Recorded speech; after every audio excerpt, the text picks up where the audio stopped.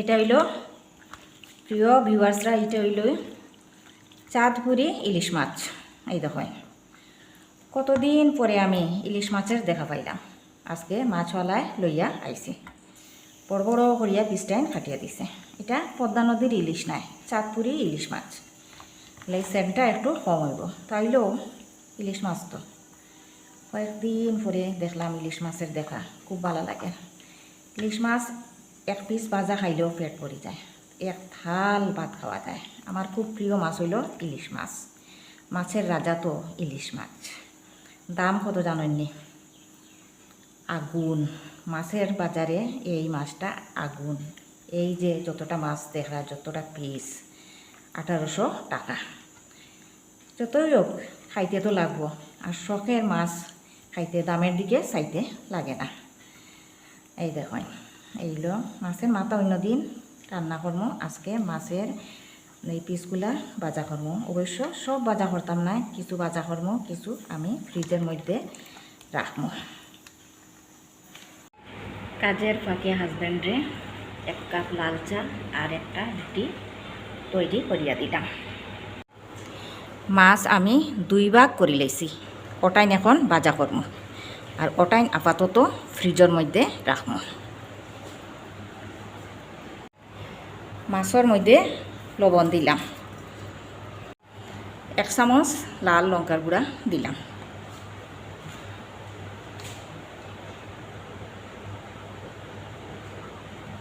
হলুদর গুঁড়া আধা চামচ দিয়া সব মাখাই লইম।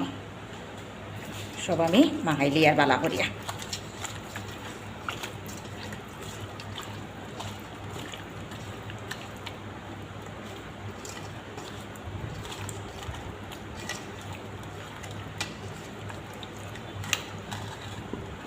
এখন গরম তেলের মধ্যে দিয়া বাজা হওয়ার লাগিয়া। আচ্ছা, আজকে তো 6 জুলাই, গতকালকে আসিল 5 জুলাই। বাবা ভাঙ্গার ভবিষ্যৎবাণী তো আর ফলল না। শুনলাম 5 জুলাই জাপানও মহাপ্রলয় আইব, আর পৃথিবীর 3 কোটির মতো মানুষ মারা যাইবা। কই কিচ্ছু তৈল না। আসলে গণাটনাইতা ইসলামও হারাম।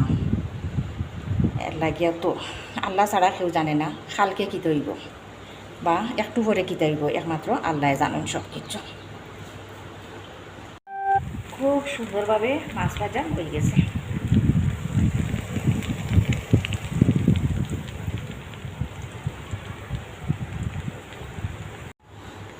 এই কড়ার মধ্যে আমি সরষে তেল গরম করছি।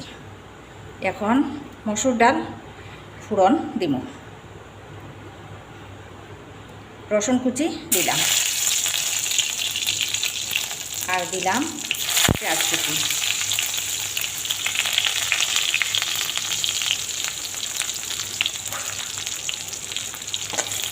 ভালো করিয়া পেঁয়াজটা ভাজা ভাজা হোক। পেঁয়াজ কুচি রসুন কুচি ভাজা ভাজা হয়ে গেছে, আর সুগন্ধ বাইরের। একটা তেজপাতা দিয়া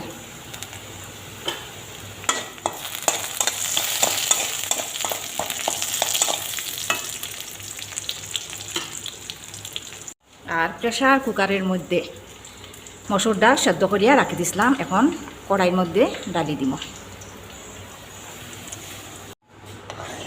কড়াইয়ের মধ্যে ডালি লইলাম মসুর ডাল, আর আমি এর মধ্যে বিশেষ কিছু দিতাম না। আর লবণ তো আমি আগেও দিলাইছিলাম ডাল সিদ্ধ হইতে, আর হলুদও আমি ডাল সিদ্ধ হইতে দিলাইছিলাম। দেখুন আমার ডালটা কীরকম সুন্দর হয়েছে। আর কেন আমি একটা ভাজা খোয়াইছি, কাঁকরোল ভেন্ডি একসঙ্গে মিশাইছি, কাঁচা লঙ্কা লবণ হলুদ গুঁড়া পেঁয়াজ কুচি আর রসুন কুচি দিয়া ভাজাটা করিয়ে। এখন ঘড়িতে বাজে 12টা 14 মিনিট। আমার দুপুরের রান্নাও শেষ।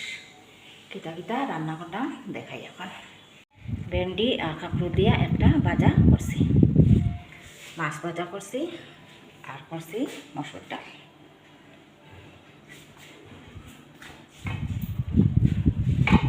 দেখুন বাইরে প্রচণ্ড রোদ, খুব গরম।